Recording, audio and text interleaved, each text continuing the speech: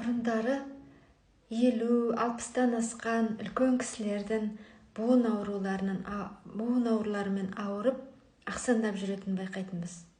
Ал қазір ауру жанаруда, яғни жас өспірімдердің уже буындары ауыратынын байқаймыз. Аяқ қолының қақсап, ауырсынатын уже байқап жүрміз.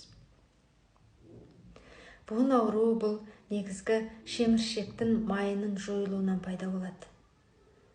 Шеміршек, яғни сүйектердің ортасындағы жидкостардың кетуі.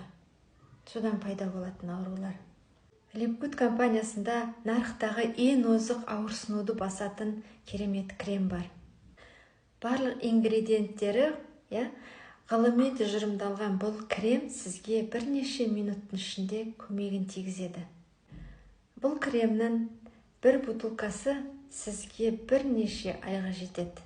Бұл кремнің құрамында органикалық алоэ вера гелі бар, ментол, календула, камфора, жалбыз, арника, осындай керемет ингредиенттер бар құрамында. Жергілікті ауырсынуды басатын бұл крем өзінің қасиеттерімен танымал.